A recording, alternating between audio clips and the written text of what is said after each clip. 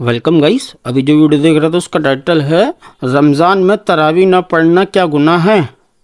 City TV करके YouTube channel का video है। तो गाइस चलो वीडियो को स्टार्ट करते हैं। भी जा रही वैसे मेरा सवाल है कि रमज़ान के रोज़े फ़र्ज़ हैं, रोज़े रखे अपन और फ़र्ज़ नमाज भी पढ़े, ये तरावी की नमाज नहीं पढ़ना हुई तो चलता है? भाई ने सवाल किया, रमज़ान के रोज़े भी हमने रखे, फ़र्ज़ नमाज़ें भी हमने पढ़ी, लेकिन तरावी किसी वजह से नहीं हुई तो क्या चलता है।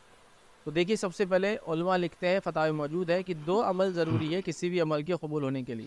पहला, इंसान तौहीद पर और दूसरा नमाज कायम करता, तो उसके दीगर अमल भी कबूल होंगे, जैसा रोज़ा, ज़कात और हज।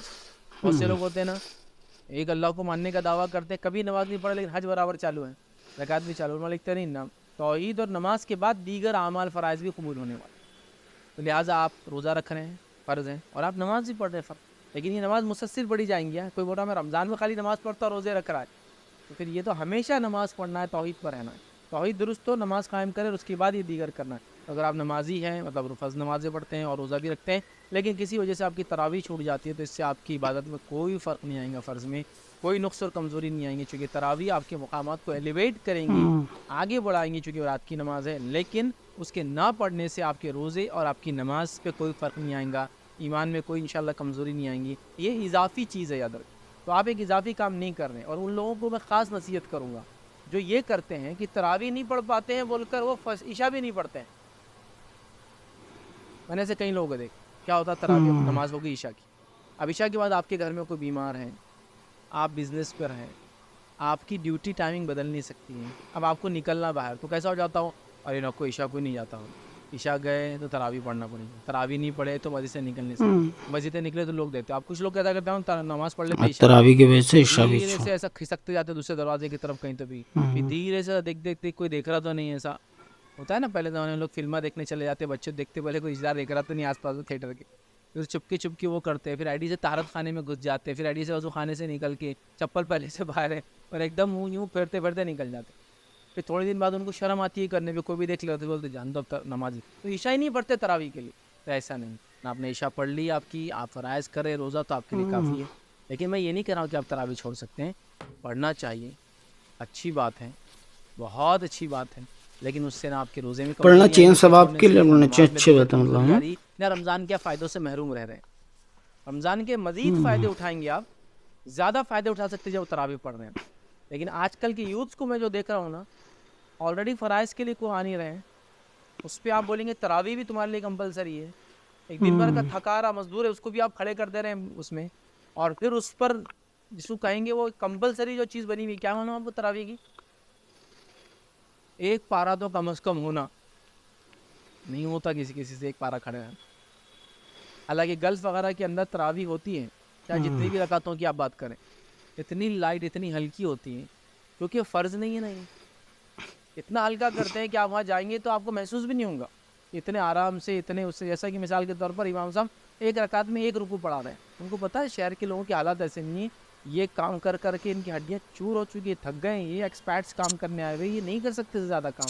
कैंप्स में लोग रहते हैं हज़ारों की तादाद में, वहाँ टेम्पररी मसाजिद बना देते हैं, इमाम को पता है एक रुकू पढ़ाएगा एक रकात, अब चाहे जितनी भी रकातें पढ़ा रहा हो, इतना अच्छे से क़िरात करेंगा, ज़्यादा दो रुकू पढ़ाएंगा, ख़त्म। मतलब आप अगर 20 रकात पढ़े तो 20 एक रुकू हो रहे एक उसके, रकात का है। 8 रकात वाली पढ़े तो 8 रुकू हो रहे उसके, लोग रिलैक्स मोड में आ रहे हैं, उनकी 20 नमाजें भी, मतलब उनकी नमाजें भी हो जा रही तरावी की, और उसके बाद वो जो अपने घर चले जा रहे हैं।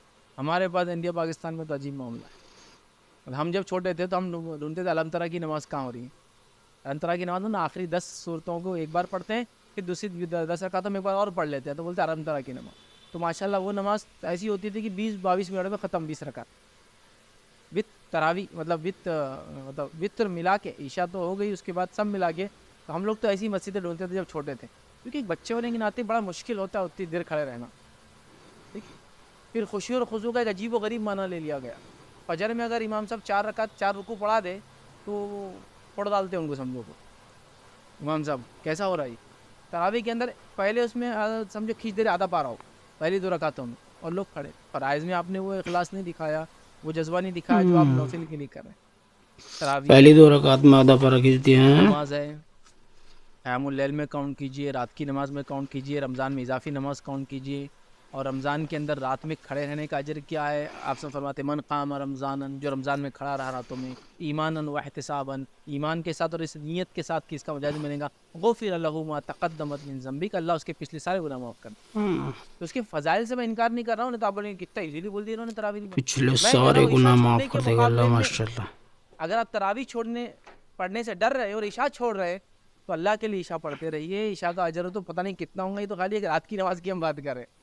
2 रकात नफिल नमाज फजर से पहले की जो मौक़ेदा है वो इतनी अफजल है कि दुनिया माफिया जितनी चीज़ें कायनात में उससे बेहतर है। मैं 2 रकात फ़र्ज की क्या मामला होगा और इशा की 4 का क्या होगा वो तो हम जानते ही नहीं कितना अजर है। तो ये नफिल का अगर इतना अजर है, ये रात की नमाज का इतना अजर है, तो आप उसके लिए फ़र्ज छोड़ देते हैं लोग। तो आपने जो सवाल किया कि मैं रोज़ा भी रख रहा हूँ, नमाज भी पढ़ता हूँ, लेकिन मैं तरावी नहीं पढ़ पा रहा हूँ, तो आपकी ईमान में कोई कमज़ोरी नहीं है, आपने कोई बुरा काम नहीं किया। एक इजाफी जो फ़ायदा था आपने उसको छोड़ दिया, कोशिश करना चाहिए कि वो भी हासिल करे, ना हो तो इंशाल्लाह कोई मसला नहीं, चूँकि इंसान ज़मीन ज़माना हालात सेहत मामला सारी चीज़ें डिपेंड होती है इस पर, याद रखिए। तो लिहाजा मैं कहूँगा मतलब किसी वजह से ना पढ़ पाए तो कोई दिक्कत नहीं है, आसानियाँ उन पर करे और मतलब लोग बुरा ना माने जो लोग नमाज इशा के बाद निकल जाते हैं, क्योंकि उनका बुरा मानने से बेचारा फिर इशा भी पढ़ना छोड़ देता है। और अक्सर बाज़ारों की मस्जिद का मैंने ये हाल देखा, इशा नहीं पढ़ते लोग, घर जाके पढ़ते हैं, नहीं पढ़ते होंगे, लेकिन तरावी के डर से वो मस्जिदों में दाखिल नहीं होंगे। तो हम रिलैक्स करें अपने मामलात को, हम कहे फ़र्ज़ पढ़ो रे बच्चों, कम अज़ कम आओ तो सही मस्जिद, मौका मिले अल्लाह तौफीक दे तो आगे भी पढ़ो, लेकिन आगे की वजह से जो असल है उसको छोड़ो मत। तो वैसा आपका तरावी छोड़ देने से आप गुनाहगार तो नहीं हो रहे, एक बड़ा सवाब छूट रहा है।